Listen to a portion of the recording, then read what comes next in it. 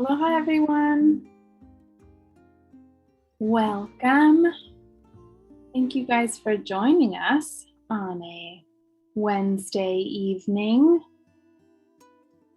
We're just gonna enjoy some music while folks still join the room, but we will get started shortly. And we'll share with you the agenda. We are recording this meeting because we'll be posting this to the interwebs after we're done, so that those who could not join us tonight can still share in the information. So just be aware of that when you want to share, but feel free to do so. We will be monitoring the chat, as well as you have the ability to raise your hand or add a comment whenever you like. We will have some time at the end for more questions. But very grateful to see all of you this evening. Well, I cannot see you, but that's fine. To see that you are here. That is what I'm grateful for.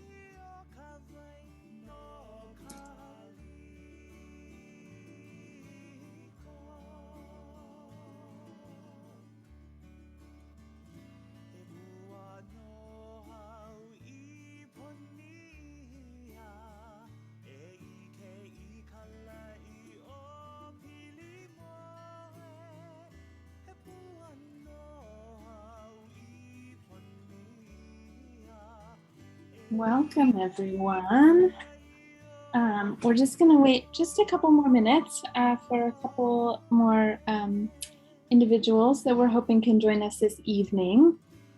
We have a good number of you on tonight, so I think we won't take the time to do individual intros, although I am very curious about who you are and why you decided to spend your Wednesday evening with us.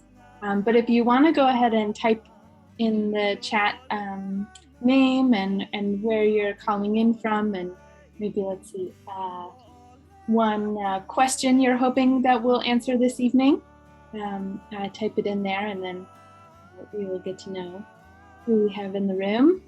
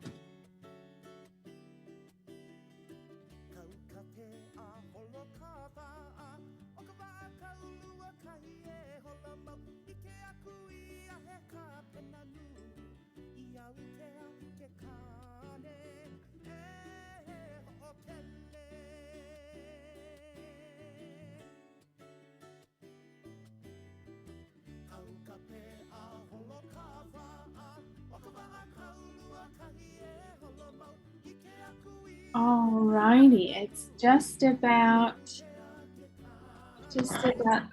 5 minutes in now, so I think we'll go ahead and get started, and we'll let other folks join us when they can. But let's dive right in.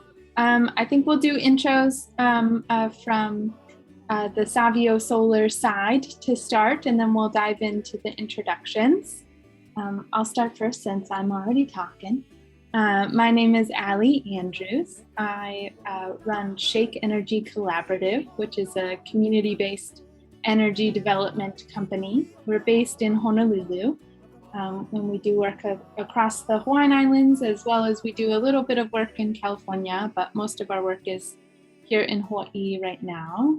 And we have the honor of being a partner to Savio Solar Power Solutions to help with their community design facilitation and how that translates into development.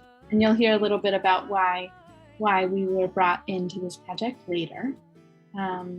But I will pass it over to Peter to introduce himself first, and then Sebastian, will you introduce yourself afterwards?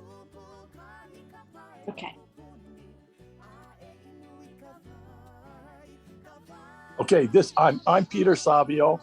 I'm the president of Savio Solar. I'm a local developer, and happy you're all here. And I guess I'm going to be able to explain a little bit later, but turn it over to the next one. Thanks, Peter. Sebastian, Hi, everyone. My name is Sebastian. I'm on the Shake Energy team as a community energy planner and also a grad student at UH in urban regional planning. And so I'm really looking forward to being a resource to answer questions and go through this process with people. Mahalo. Mahalo, Sebastian. And thanks to you all for joining us, and thanks for those of you who are typing into the chat where you're calling in from and what you're hoping to learn or hear tonight. Please continue to do that if you would like to. Unfortunately, we won't have time to do intros all around, so we would love to be getting to know all of you individually. We're gonna dive right into our agenda for this evening. Which is that we'll start with an intro. We already did those, check. And then a summary of our project, what we're about, who we are and what we're about. We'll share a little bit about the specific sites that we are looking at for this project. And then we'll share a little bit about our Community Design Advisory Board. We'll take some question and answers and talk story generally with you guys. Hope to hear more of your questions then. We'll break out into, we'd love to hear a little bit more, so we'll break out into smaller Zoom rooms to hear from you on a couple of key questions we have. We'll share our next steps and then share about our next opportunities for community engagement, and then we'll break. We're hoping to accomplish all of that before 7:30 this evening, so we'll get right into it. And yeah, that's the plan. I'm gonna enter, I'm seeing all these boxes are a little bit small. I'm gonna enter speaker mode. Never done that before, but hopefully this helps a little bit so you can see those of us who are sharing.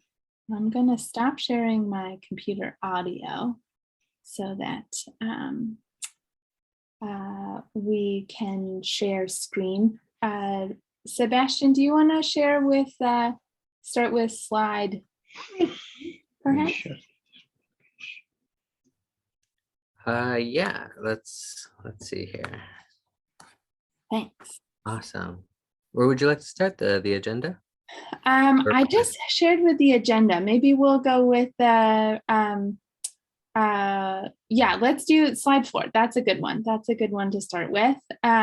So there are a few things for you guys to know to understand what this wacky community-owned solar project is all about.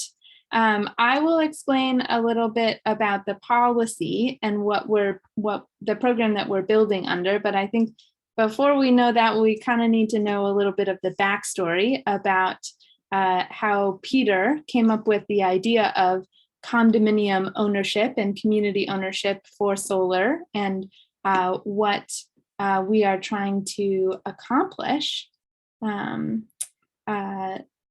are our goals through this project? Peter, do you feel ready to give a little intro about how you got into this solar space? Oh, sorry, Peter, you're on mute.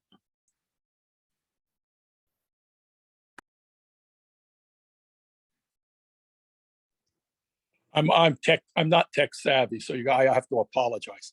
My telephone is revolting against me. It doesn't work at some point. Anyway, for those of you who know me, I'm an affordable housing developer, and I'm unusual in the sense that I sell my properties at the lowest possible price, whereas most developers try to sell at the highest possible price. And I'm doing that, and I have been doing it for about 40, 50 years now, to help local people get into home ownership. Because if we don't own a home, we won't be able to live in Hawaii. And from that spirit, or that whole concept of doing condo conversions, I realized there's another way we can help the community, and that is with the condominium solar. One of the problems, we all have a high cost of living. Electricity is a part of that. But for the very people who need it, those that live in condos, those that are renting, businesses that are renting, you can't afford to get solar panels because you don't really own a roof to put them on. So the solar program we've had for the last 20 or 30 years was great for someone who owns a home or lives in East Honolulu. It was not good for people who rent. It was not good for people on welfare or unemployment or Section 8. It was not good for retirees. It only worked if you owned a home. So really the program was for people that were wealthier than, I'd say, the average person. The whole concept with this is that the solar farm is going to be owned by the users or the people that need the electricity. So you can be renting a unit and you can buy 10 or 20 panels, whatever you need to generate enough income to cover your electric bill. If you move, the panels move with you. So they're not attached to your home, they're attached to you as the owner. So a person who's renting a condo, if they move, they just take their credit with them. If you own a condo and you don't have enough roof to put photovoltaic on it, well, you would buy, and again, your panels can attach to you or your apartment. So if you sell the apartment, you could sell it with the photovoltaic condominium, or you could keep the photovoltaic and move with you. And as long as you're going to stay in Hawaii, it can move with you from place to place. So the whole idea, it's not about making a profit. We're trying to sell this at cost, but just enough to cover all of our costs. We're going to try to take all the profit out of it, which makes it more affordable. And the whole idea is to make photovoltaic available to everyone in Hawaii. It's that simple. It's not about wealth. It's not about money. It's not about profit. It's about helping our people reduce their cost of living. And just think about it, for someone who's struggling, if they're paying $300 or $400 a month in electricity, and all of a sudden that family has that cash, that makes a big difference to them. So this is the way we reduce our cost of living. This is the way we make it easier for families to thrive. And that's why I'm hoping, if we're successful with this, eventually the government will step forward and help with the financing, lower interest rates, and everything else. So rather than me go on and on, I'll give it back to Allie now. Thanks, Peter. That was a great context, great intro. So I think what I love about the serendipity of this idea was that Peter was thinking about distributed ownership, collective ownership, local ownership of solar at the same time that a program initiated by the state and implemented by our utility provider, Hawaiian Electric, was also launching this new Request for Proposals program. The program is called Community-Based Renewable Energy, or CBRE. And so the utility is actually looking for projects similar to this, in which we build a project, a large solar farm, a good-sized solar farm at one location on the grid, connected to the grid, and let power flow to everybody who's on the grid. And then we have different homes and businesses, you and your neighbors over on the right, sign up, buy a slice or a share or a unit of the collective solar farm and receive a credit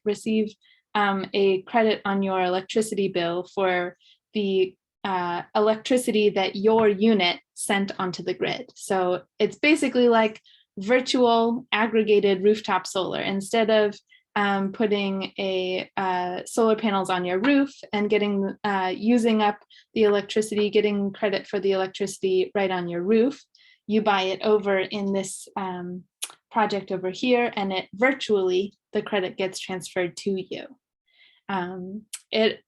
Programs like this is not a completely unheard of program. It's also called community solar in other states.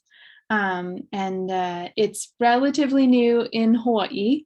The program has been around since 2018, but not very many successful projects have been built to date, only 2 small ones so far. So we will be in one of the first cohorts of big projects with larger offerings later this year. And what makes this project that we're talking about this evening, the Savio Solar projects, different from other projects that you might see under this program is the ownership. What Peter was telling you about local ownership and actually getting to own a share, a unit, a subscription in this project, that is through the imagination of Peter and his knowledge of condominium ownership, of building one big thing, breaking it up into pieces and selling off the individual things in a way that's still collectively managed. So I think that's a very cool way to think about ownership. And that is something that everybody on Oahu will have the opportunity to participate in, hopefully. Not everyone, because we won't build it big enough for everyone to participate, but we'll try. So I will, let's see, I think that's probably enough on the community-based renewable energy program. And I think that's probably enough on the overall idea. Yeah, let's skip over to the timeline. And I'm sure folks are going to have questions later about how the credits and all of that work, which we can absolutely get into. The timeline for this project, as I mentioned before, the program has been in existence for several years, but this is a new phase of the program that was launched earlier this year. Our proposals will be due to the utility on August 17th of this year. And so between today and when our proposals are due, we're going to be designing the details of our project. We do that in a couple of different ways because we want to make sure that we are being community engaged in the design of our project, making sure we don't just design something over here that you guys don't have any say about. And so we're doing that. We're making sure that we're engaged in 2 different ways. We are hosting a community design advisory board, which you'll hear more about later, which is a group of individuals who give us, we share information and they give us advice on how to make sure that we are aligning our project with community values. And then we will also be hosting more public workshops. In addition to this one, this is sort of our first solo public workshop. We've attended a few different neighborhood board meetings and shared it at other public venues as well. But we'll be having more in-person public workshops later this summer to ask you guys more specific details. Once we submit that in August, the utility reviews that. Hopefully they see how amazing our project is. They award us a contract in February of next year, and then we get to work on the permitting and interconnection, applying for things, having people review our designs. Once everyone gives us the stamp of approval, we will start construction, and we need to have our project built, construction complete by November of 2026. That's the latest we can propose. Hopefully we will be able to propose an earlier date. I see Peter nodding his head. He wants to get it done earlier, which we will absolutely try to do. And then once it's built, that's when we will start recruiting our subscribers and selling the units in the project. Once the project comes online, it will have a contract with the utility for 20 years. So when you buy a share, as long as you don't move away or don't decide you don't want it anymore, you will get credits for 20 years. And then who knows what happens after that. Hopefully we renegotiate a new contract, or it's a whole new world at that point in 2030 46. So that's the rough timeline. I think that we can then dive into the sites. I know you guys probably have some questions, but hold on to those questions or type them in the chat. Let's have Sebastian go through our specific sites, and then we will hear your questions after that. Sebastian, the floor is yours. Well, hello, Ali. All right, so starting with the first site in Maili, this is on approximately, I want to say like 24 acres, 28 acres, somewhere around there. But the plan is that the site could host around 8 or 9 megawatts, serving 3,300 homes. And so this is 3,300 potential folks who can get, you know, a slice to subscribe or own a part of the project. And so one of the design considerations is sizing the project so that the target amount of people to benefit from the project is achieved.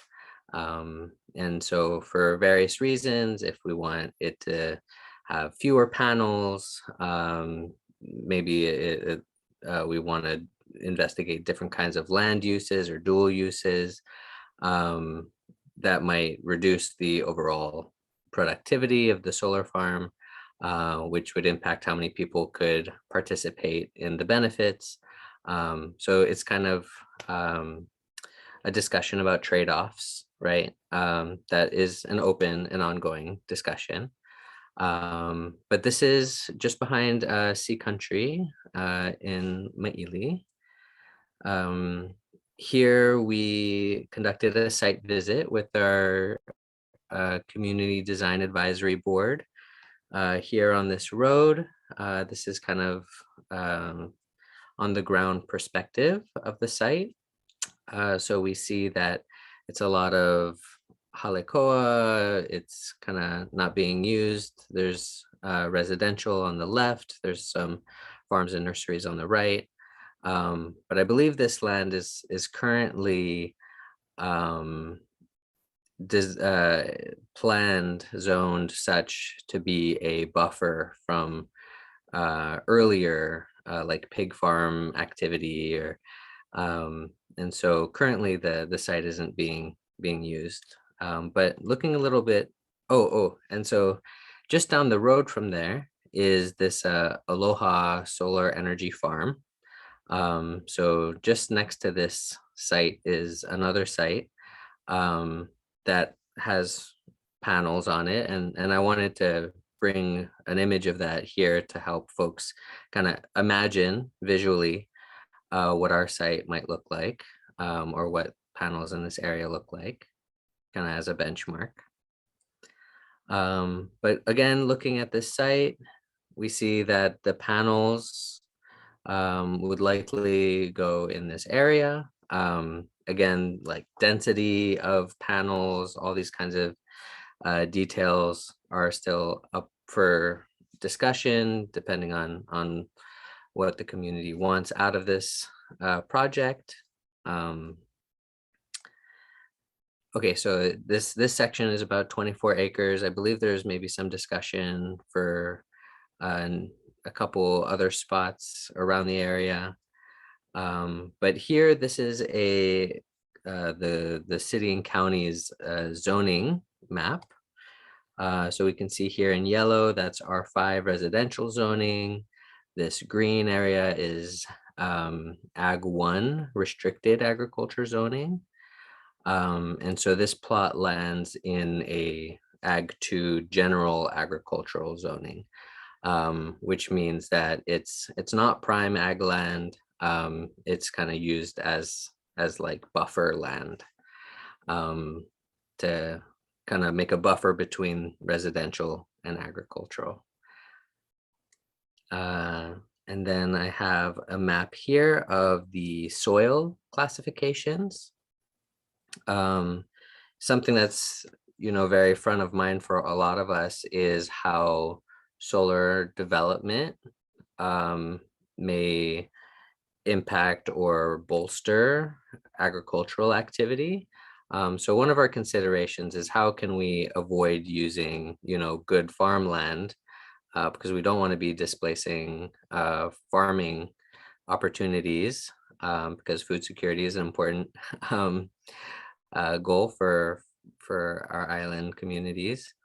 And so most of this plot is not classified, and the rest is classified E soil. So unlike in this darker green, which is Class A, Class E is the lowest quality soil, that is kind of because of the nutrients or composition. Maybe it's a lot of rocks, or it's on a certain topology, very steep. For various reasons, the soil has been classified as very low grade, and not really appropriate for growing anything. And then the rest is not classified for various reasons, either because it's just fully not being considered as potential agriculture land. The second site is the Waikele site. Here we've got Village Park on the left. We have the H1. There's also the shopping center in the top right. This was originally a larger site, but as we learned more about the soil classifications and restrictions on the land, we've kind of mapped it out to be a site appropriate for 1.5 megawatts, which can serve approximately 600 homes. Again, with their community design advisory board, we were able to go to this naval access road and see into the gulch. And this is kind of the perspective of where the panels may go in the future. So returning to the map, we see that the panels would likely be best suited to be sited in the bottom region of the gulch. Here we see that we've got the residential, we've got the federal military zone, but then we also have this Ag 1 residential, Ag 1 restricted agricultural zone, along with Class A soil taking up most of the gulch. And so we certainly want to avoid building on the Class A soil, even though I add some asterisks is because we have some suspicion that, there's what the soil is classified as, and then there's the actual reality of what the soil quality is. And after, a lot of back and forth with some of our consultants, we learned, it's not really worth contesting that classification. But this lower area is it's not classified as high quality agricultural soil, and can still host a fair amount of panels to benefit the community. So we got the dark green is Class A, the light green is Class E, and then no classification. And then the last thing I wanted to touch upon is, even if we were to build on agricultural land, or even if we're not building on agricultural land, there's a lot of creativity we can bring to the design of the solar farm, which includes this kind of raised solar for dual use. Dual use usually refers to agrivoltaics or prairie voltaics. It has a variety of different names, but the idea is that, it's a farm that grows energy as well as food crops or other plants. And so commonly we see dual use raising livestock in and around the panels, food crops. Other ideas where you could have a plant nursery underneath the panels. You could also grow native Hawaiian medicinal plants, or just kind of like in your choice of vegetation around the site. We can be very intentional with how we're revegetating the site. Because right now it's a lot of invasive plants, and it's kind of an opportunity to regenerate the land. So la'au lapa'au, we can be growing some medicinal plants and kind of have um, another objective or goal. And then we can also just plant native plants that support native pollinators, native bee species, or just any kind of pollinators. We need to support our ecological services. But this is all to say that, when we have the intention of having a Pono project, there's a lot of options. This doesn't have to be a cookie cutter copy of what we've seen other solar farms be on the island. Yeah. Shifting gears a little bit, I've mentioned the Community Design Advisory Board a little bit, also referred to as the CDAB. Our CDAB has currently 5 members. Here's one of our weekend meetings. It's a small group because we've just started, but we're constantly encouraging more folks to join the advisory board. So we would strongly encourage folks to get in touch with us and try to participate. We highly recognize the value of the community members' times. We're particularly interested in community members that live in and around Maili and Waikele, because they're the communities that will be hosting the site. And so it's very important to get their input as a priority in the overall design. But yeah, if anyone is interested in joining, we certainly want to grow this group. The CDAB's mission, values, and priorities. I kind of see it as a multi-dimensional kuleana of things that is informing the work that we do. The first is to serve the people, the communities, with transparency and respect, to ensure these projects benefit from that they're directly benefiting the communities economically and socially.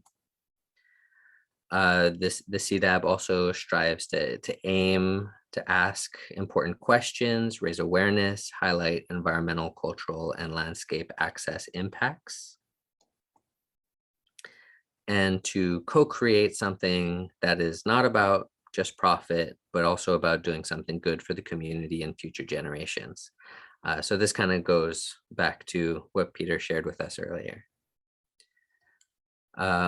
More, kind of putting on more of a developer lens. How can we leverage this project as a vehicle to support local jobs, local businesses, not just in terms of how the benefits are designed, but also how are we sourcing materials and hiring local, being very intentional about that.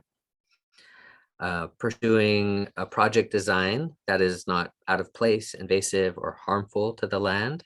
So this is not just letting our values inform the project design, but thinking really hard about what is appropriate for that place. Yeah. And then plan for when the solar farm is all POW. So thinking about how will the land be treated before, during, and after this project. And then also thinking about what's the life cycle of these materials. So some solar panels contain, a lot of electrical equipment. Are those components being handled properly? Are they being recycled when recycled? Can they be reused? And so asking these questions and creating a plan to anticipate their end of life phase. And then lastly, to help people understand the opportunity for the community to be a part of renewable energy, of the renewable energy world through decision-making and direct benefits. And so this is really about, the traditional method for solar development is usually a closed room, especially at this stage of like pre-proposal submission. And so really opening up the black box and inviting folks in and to co-create this solution with us. All right, so that's all I had to share. Hopefully I didn't take up too much time, and we'll have plenty of time to kind of address some questions and maybe just talk story about maybe different thoughts that were sparked by the information we just provided. A quick time check, we're at 6:36. We're gonna try squeeze in maybe like a quick breakout activity. So I'll say maybe 20-25 minutes before we transition to breakout. But yeah, I'll stop screen share. And I think the way we're going to do it is if you're comfortable raising your hand in the Zoom, we can call on you. Or if there's questions in the chat, we'll go there, and there's already questions in the chat. So maybe we'll kind of do some juggling. Hello, Sebastian. I've been monitoring the chat while you were giving us all the deets. And it looks like Joyce has the first question in here.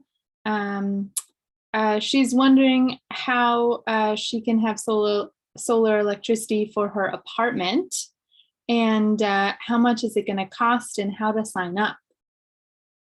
Do you want me to take that, or do you want to take a stab at it? Go for it, Ali. Okay, great. Joyce, great question. How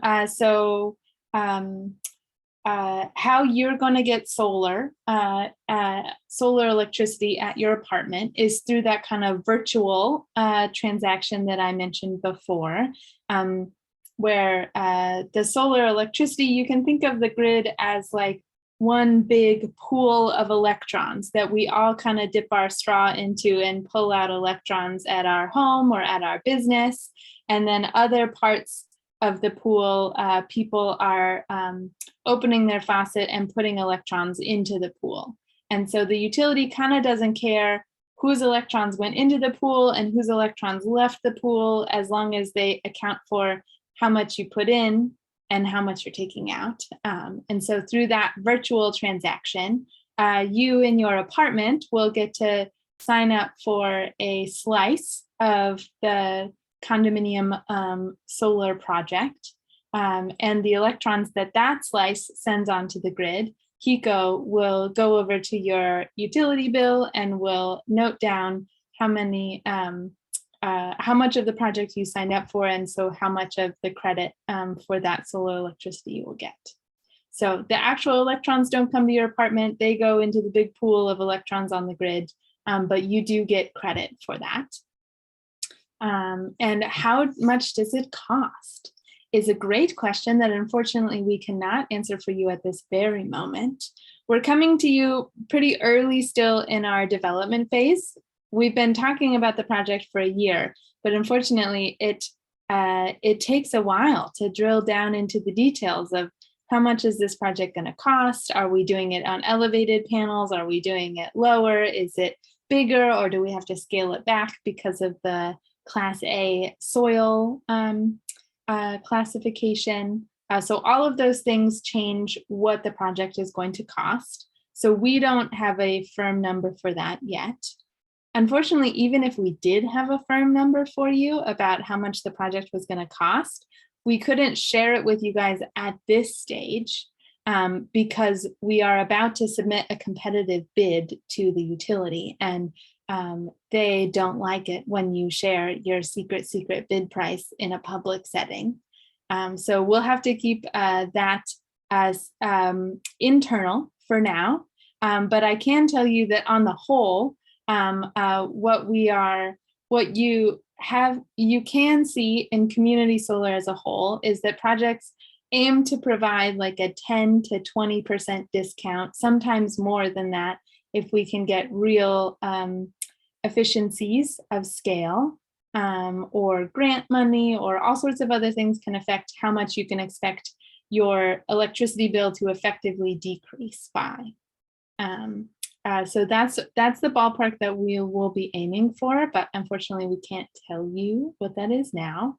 But I would love to actually send that question over to Peter to explain a little bit about, I'm sure there might be some anxiety around buy into a solar project. How do I have the upfront money to do that? Peter, do you want to unmute and share a little bit about what we are thinking in terms of that?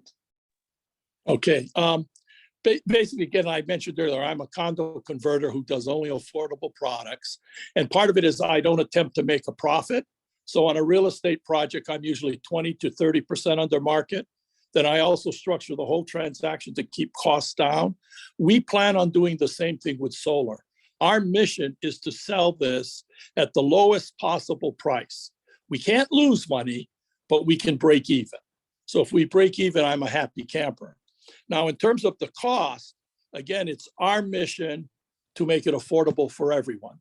I also realized when I did my condo conversion, I'm selling to people who never owned, people who are in the low to moderate income category.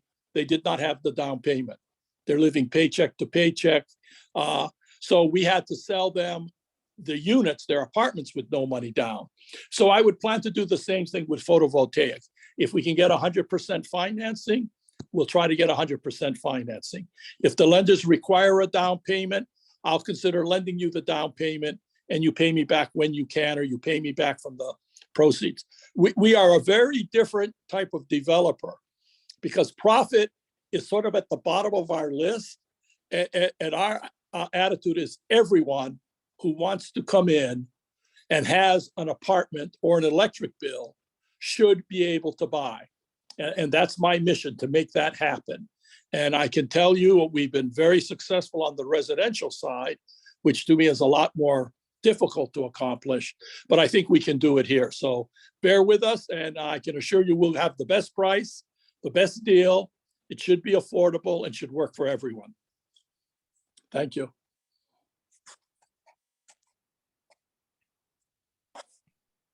Thanks, Peter. A great answer to that. I think we got most of Joyce's question.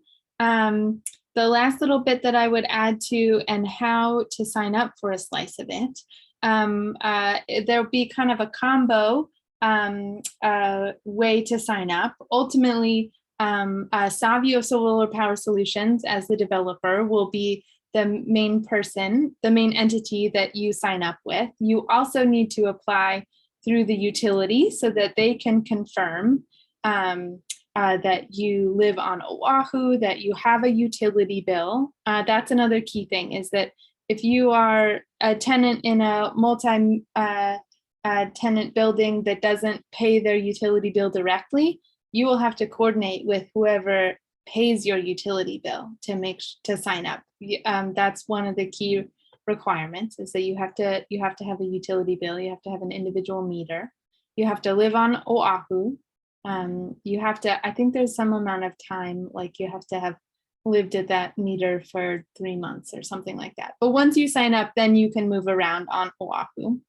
And then HECO will do a sizing assessment, look at your last 12 months of utility bills and say, you use about 500 kilowatt hours a month, which is, by the way, the average number of kilowatt hours that a home on Oahu consumes. And so they will say, because of that, you can sign up for 2 kilowatts of the Savio Solar Power project.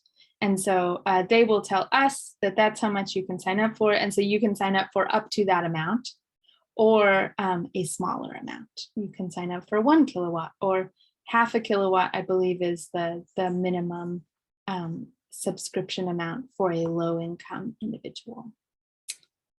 So I think that rounds out Joyce's question. Sebastian, what question is up next? A similar question by Bonnie, which asks, what is the minimum contribution to participate?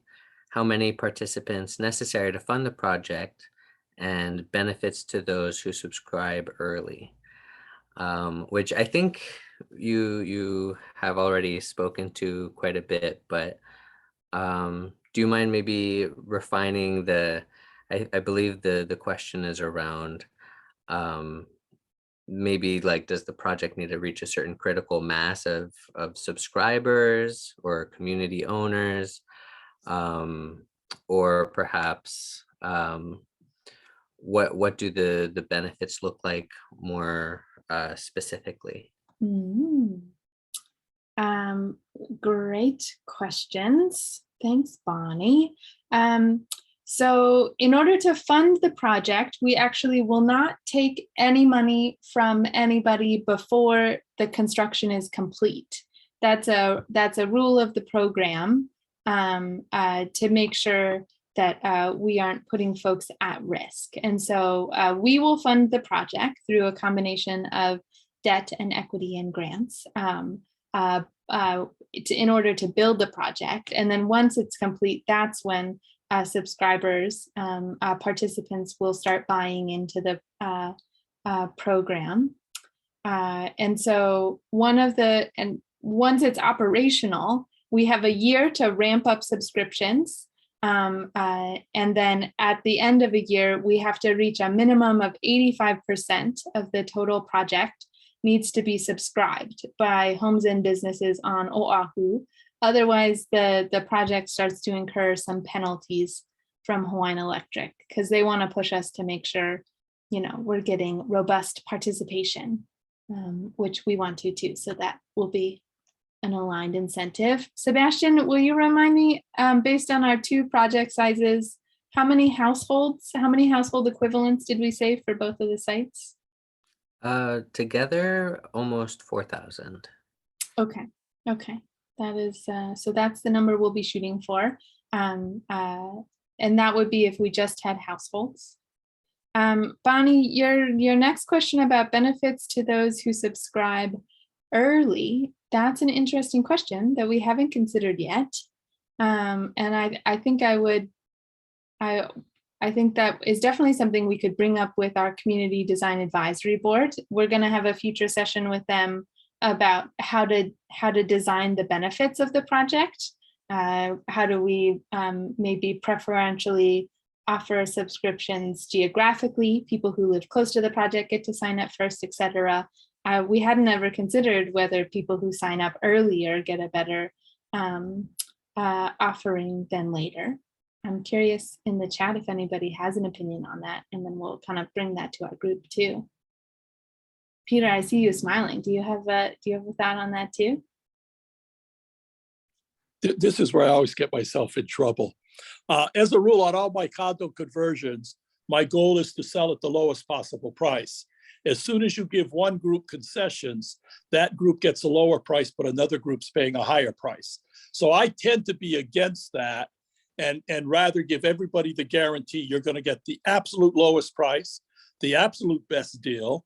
It's going to be as easy as possible to get in if you want to get in. And you got to be careful about concessions, because then the large user, a business or a condominium that's buying for 500 units is going to say, well, we want something cheaper. And that means then the guy on welfare or unemployment or the guy that's renting has to pay a higher price. So I have this really strong sense of equality and fairness, and nobody gets a favor, nobody gets a benefit that everyone else doesn't get. And as a rule, if I give one person a price reduction, I give everybody in the project a price reduction. So that's sort of that's just how I've always done it. So I don't want to stifle the creativity. I will look at suggestions people make, and maybe with a solar photovoltaic, we can do something. But just remember, nothing's free and somebody's going to pay for it. And since there's no profit to the developer, don't fool yourself into thinking the developer pays, because all the costs get passed on to the subscribers. All right, going on to the next questions. There's kind of a couple questions that I can quickly answer, and then a couple questions that are a little similar. So to answer Edwina's question about how does CBRE compare to net energy metering? So early days in rooftop solar, there was a program called net energy metering where you produce solar on your roof and then you sell back to the grid what you don't use. Um, that actually caused a bunch of technical grid issues, as well as a lot of economic issues, because people were selling electricity back to the grid at an unfair price that didn't incorporate costs associated with running and maintaining grid infrastructure. So long story short, net energy metering was an artificially super great deal that the grid shut down, that the state government and governments across the globe have shut down because it wasn't sustainable. But how does CBRE compare to like a contemporary decision on rooftop solar? So like smart export or customer grid supply, like the current programs for rooftop solar. I believe if you just look at savings, they're quite comparable.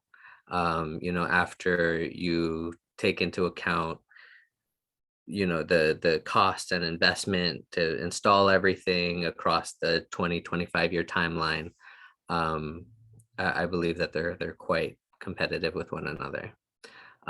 So really, this is the equivalent option for folks who don't have that rooftop. But yeah, so that's hopefully to answer that question. Walter asks a question about what happens to extra credit that you don't use each month.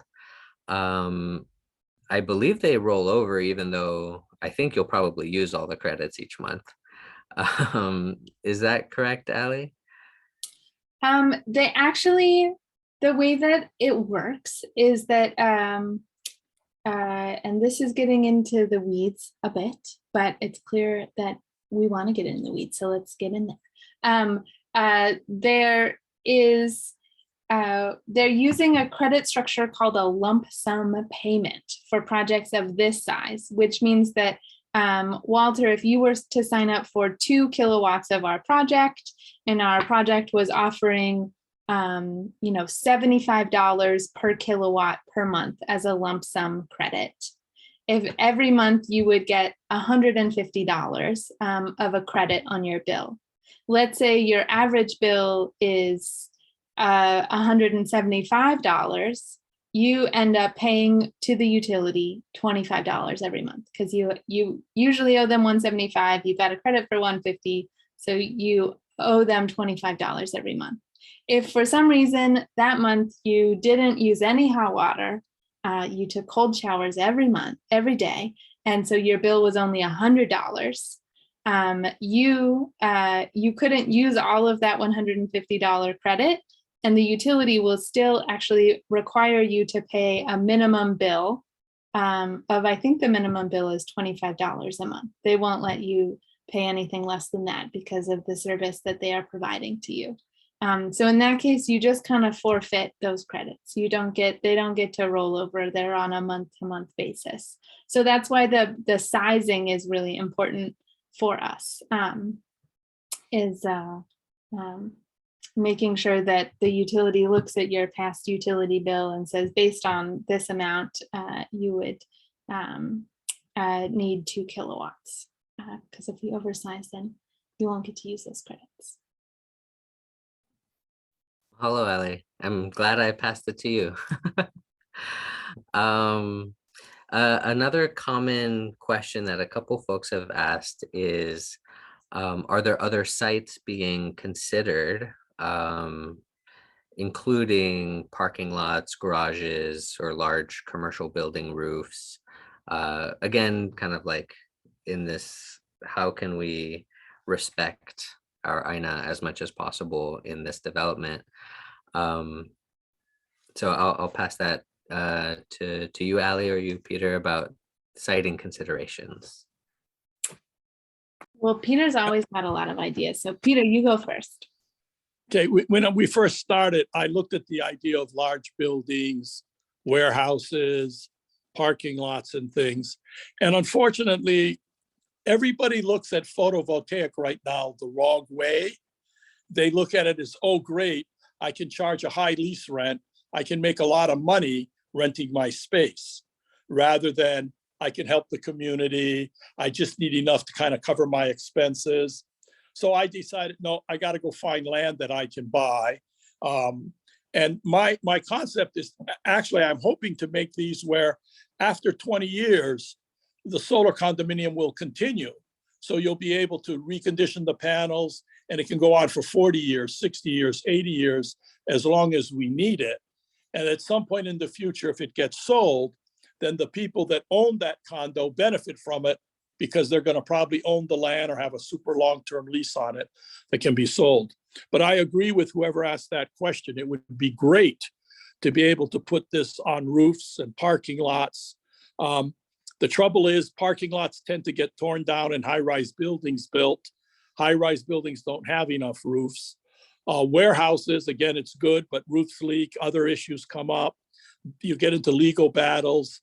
It sounds good, but it gets to be a little more complex, because you don't want the owners of the photovoltaic condominium being hit with lawsuits over a leaking roof, or with the cost of repairing a roof, or damage from a roof during a hurricane or a storm, and all those other issues. So to start, I'm going to do everything where the land is owned or controlled by myself or our buyers.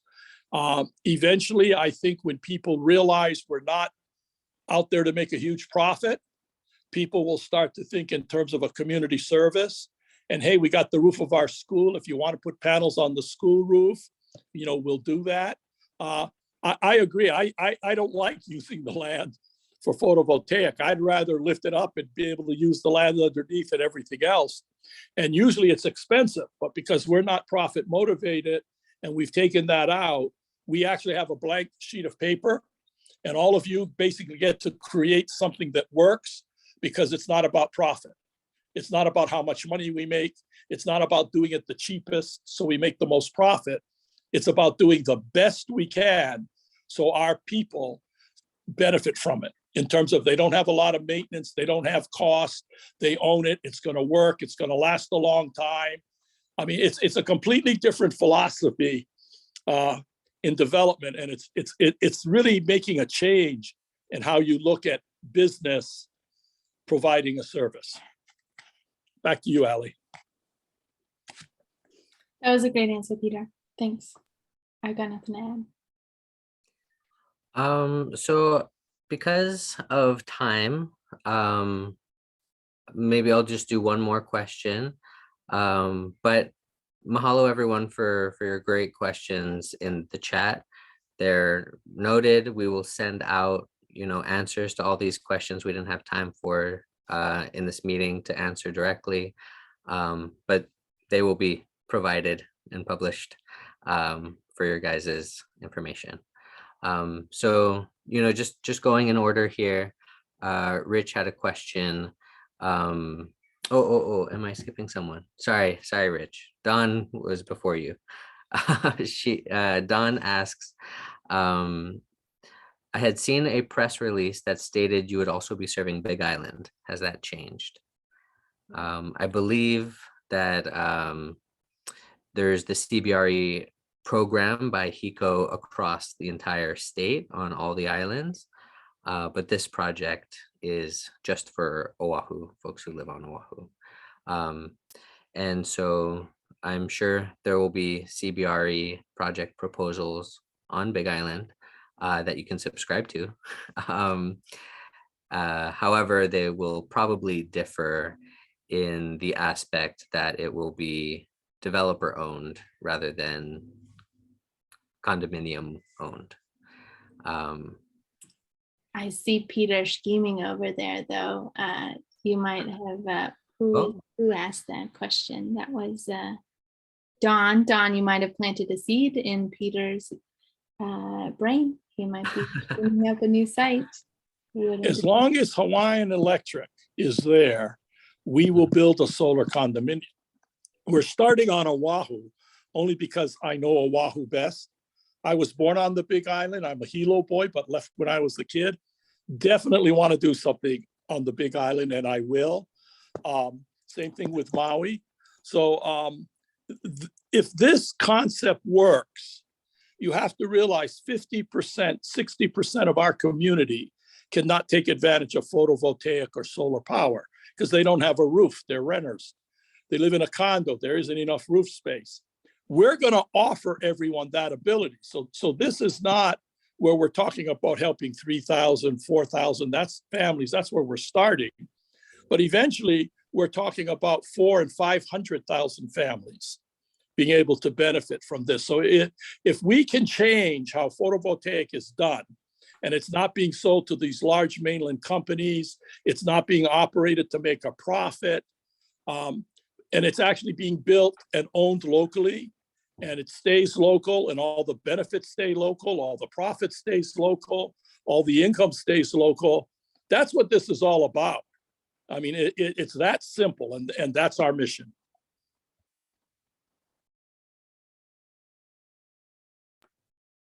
Awesome. With that, I think we will transition to our brief breakout session. It's 7:02 right now. So maybe we go for 10-15 minutes. And in this breakout session, we have a couple prompts. And this is kind of an opportunity for you to share with us your mana'o. We'll break out into two groups. I'll be in one and Ali will be in the other. And then we will reconvene at 7:17. All right, let me set up the breakout rooms here real quick. Oh, yes, and mahalo, Ali, you put the link to the newsletter in the chat. So for folks who want to be sure to have a finger on the pulse of this project, please sign up for the newsletter to keep informed with everything and get all those answers to those questions.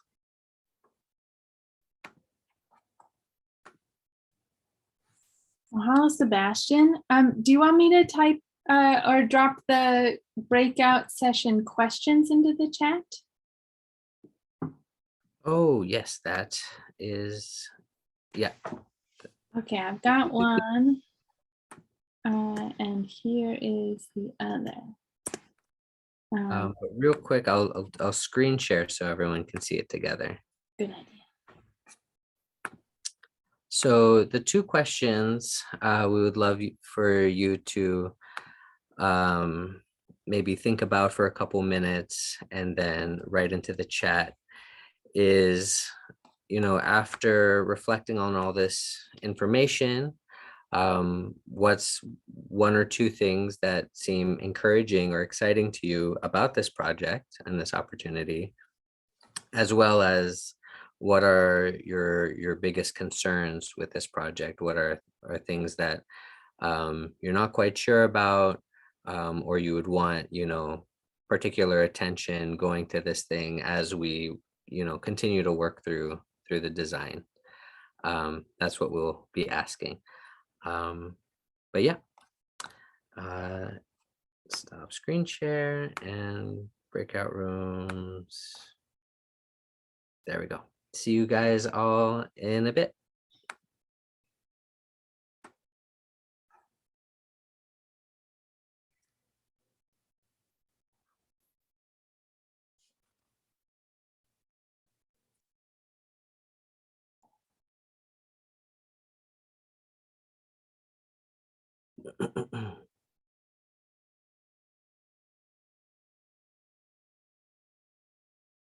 And then Ali, would you like to go in room 2? I'll go in room 1.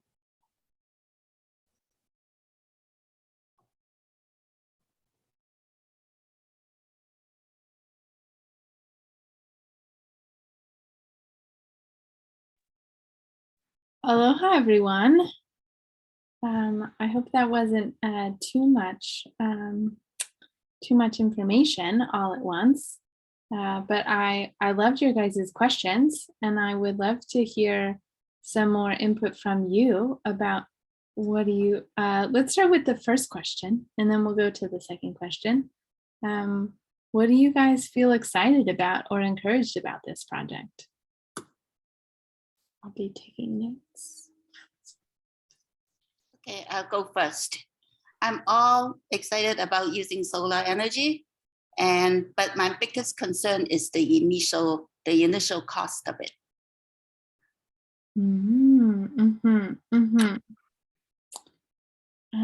That is great. What excites you about using solar energy? It makes the world cleaner and save me money. Those are two great reasons.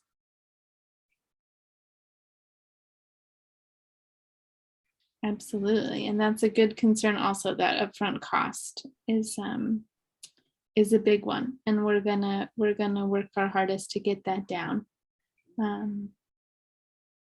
That's great. Anybody else have anything that they find encouraging or exciting? I just wanted to say that as a condo owner, I feel completely left out of solar. It would be great if our building would put solar panels up, but they're not going to do it. And so finally, this is the first opportunity I've seen to actually become part of, some of the solution as opposed to the problems. I love that. Absolutely. That is great. Thanks, Randall. I'm also a condo owner, and we did, as a condo association, install 450 kilowatts on the roofs, but it's just for common area electricity. So our individual apartments, our individual electric bills are not affected by that. So I'm excited to have a way to affect those bills as well as keeping our condo fees down, just because we have some on the roof already. Absolutely.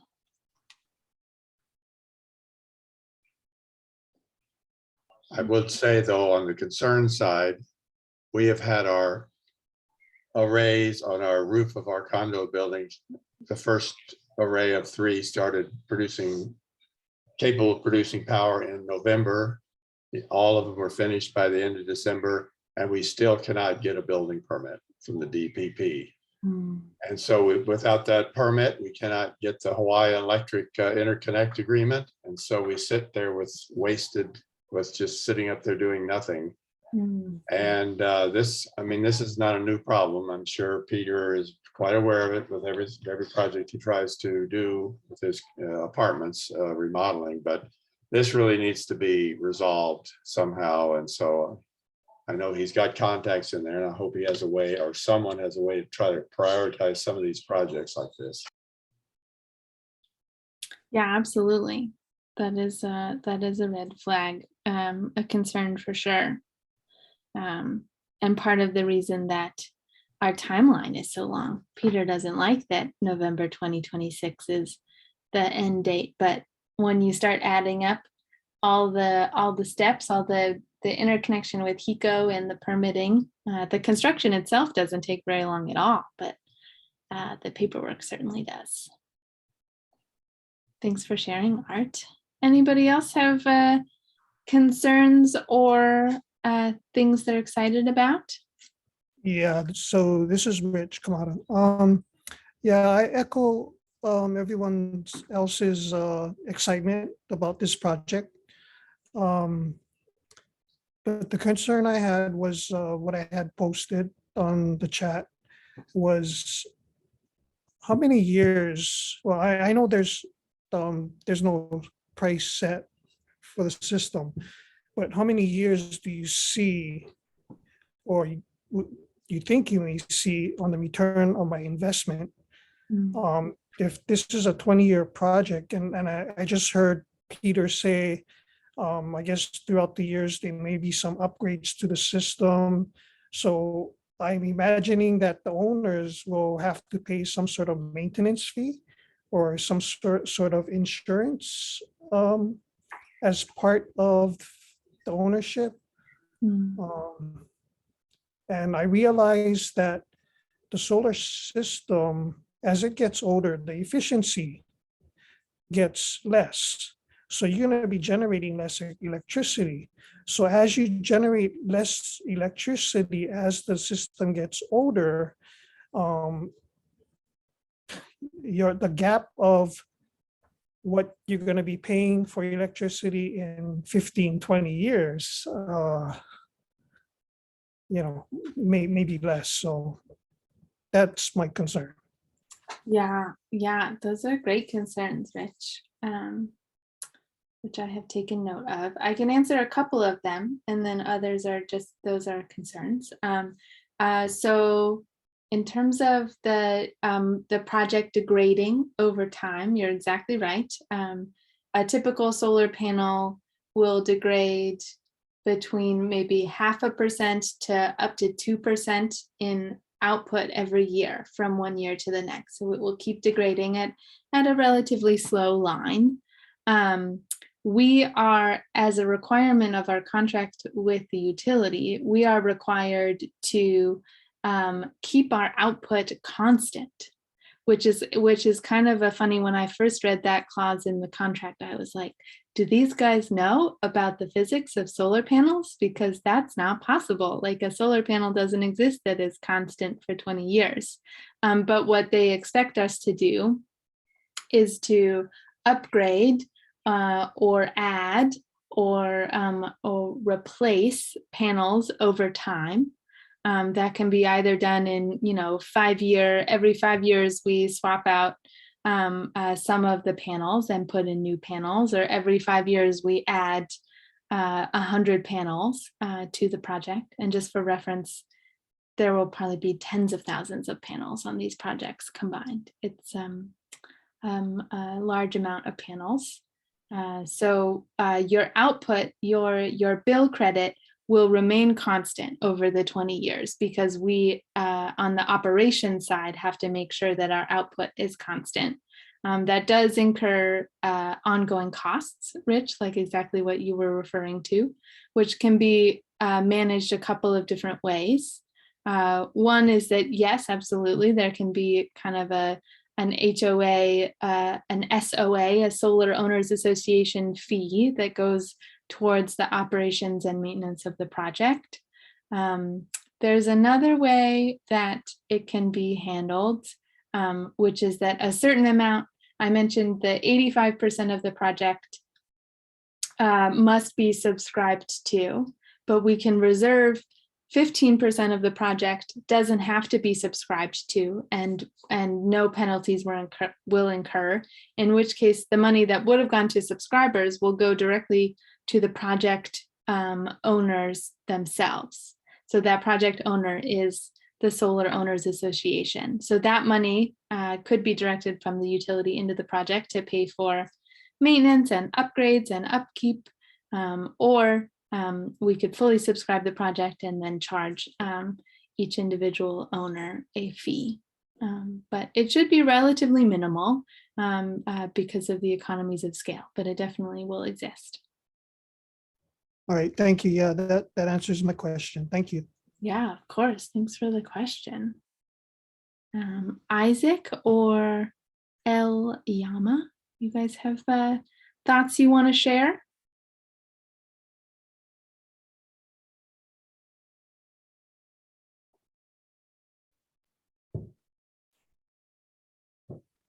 Hi, this is Isaac Smith. Aloha, Isaac. Hi. Yeah, I was excited about the project when I first heard about it some time ago through Mr. Savio. Interested in how the credit system works. I know that you said it's not, you can't save them, you can't bank credits. So indeed, you gotta really figure out exactly what your needs are, so that your needs and what you're purchasing in terms of basically the units are kilowatts, are they not? That's right. Exactly right. So we're not purchasing square footages or anything like that. We're purchasing kilowatts, which end up to be and convert to be credits. Mhm. Gotcha.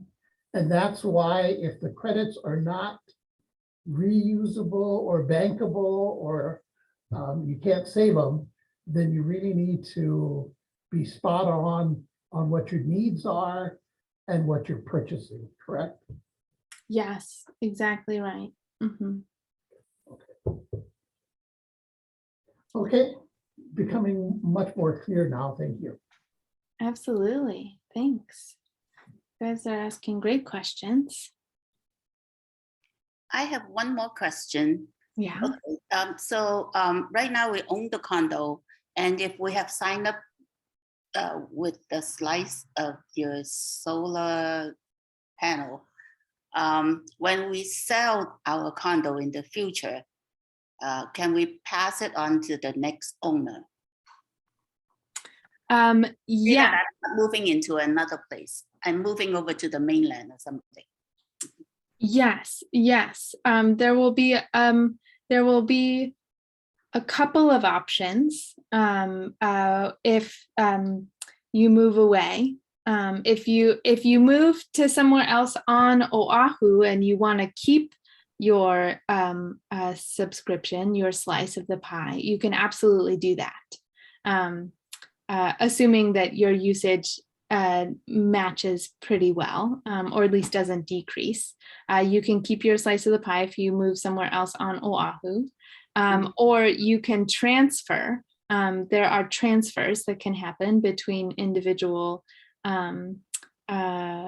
customers on Oahu, but they have to opt into it. So they would, the new tenant would have to say, yes, that is, I want that. Or if not, then it gets sold back to Savio Solar Power Solutionsʻ, and Savio Solar Power Solutionsʻ sells it to somebody else. There's an obligation there from the utility that the subscriber is not tied to the project.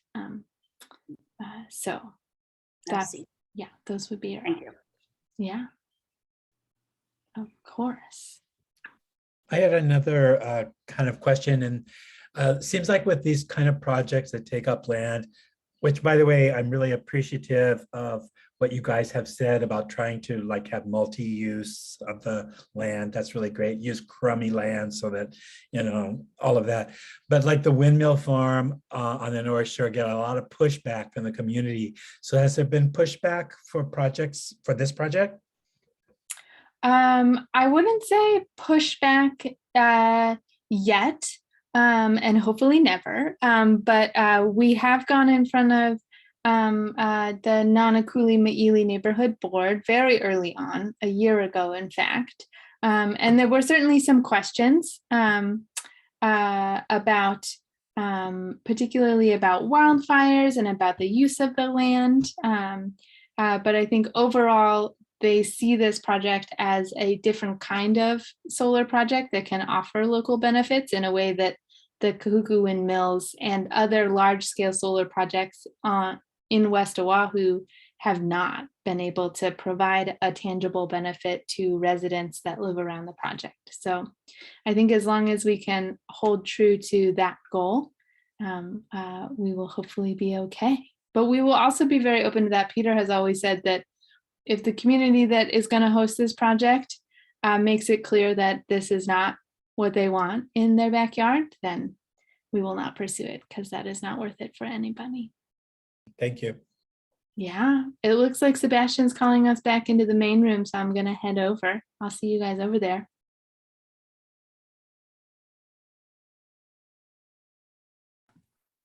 Awesome. You guys in room 2 we're taking your sweet time. Yes. Well, welcome back, everyone. I hope those were helpful discussions. I know in our room we had some very good questions that we'll certainly need to follow up on. But I will hand it off to Ali to go over our next steps and what to look forward to, and close us out. Mahalo, Sebastian. So we wanted to make you guys all aware of June and July. We will be having a series of in-person public workshops that will be site-specific.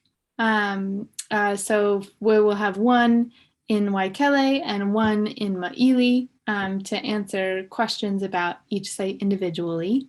We'll have a set at the end of June and then another set at the end of July. This is a tentative schedule. This is the first Peter seeing of it too. So we'll have to, we might have to alter it depending on what everyone's going on, but hopefully we tried to arrange it around the neighborhood board meetings and other conflicts we are aware of. So these meetings should be really fun. They're going to be in person, and we're going to be asking some more specific design questions. Once we get to know our project in more specifics, we'll have more input. You guys have been an awesome interactive group so far. So I would love to see you guys again in June and July out in Maili and Waikele if you can make it. Or if you know of any family or friends who live in Kunia or Waikele or Waipahu who might be curious, or Maili, Nanakuli, Waianae, please make sure that they get their voices heard, because we want to make sure that our project aligns with what the host community wants to have and what our ultimate owners of the project, that's what drives us, is making a good product for our future solar owners. Peter, I will pass it over to you to end it. Oh, maybe with the one caveat that I dropped the link in the chat to the sign up for the newsletter. We will follow up with all the questions that we didn't get answered. So sign up for our newsletter so that you can hear all of the other questions. Thank you very much, Peter. The floor is yours. Okay. I just want to thank everybody, because, you know, it really does help us if we understand what the community wants, what the people want. This is not about doing something I want to do. I'm basically the organizer or the leader of the orchestra. You guys are all the musicians, and working together, we make sweet music. You know, if we can't work together, we usually end up with a very bad performance. So we do want you to get involved. Also realize, and this is something I tell my staff and everyone else, usually what stifles the creativity is everybody says, oh, it can't be done. We tried it before, it didn't work. And I always say, no, we're working with a blank sheet of paper. Let's assume this has never been done and we get to create it. Everything's on the table, everything's to be considered. And once we figure out what we want, what our dream is, what the perfect, you know, requirements are, then we'll figure out what we have to change to satisfy the laws or legal requirements. But if you allow all of those restrictions to come into the process, you will never create. You'll get bogged down in all the details and all the problems and all the stupidity in our laws and everything else. So I'm known as being a very, very creative realtor developer. And it's because I don't see any rules or any restrictions. I create. And I encourage all of you to do the same thing and join with us and help make this an absolute winner for the people of Hawaii. Thank you. Mahalo, Peter, and mahalo to all of you guys. I hope you have a great rest of your evening. And yeah, sign up for our newsletter, send us an email, call us. We're happy to chat.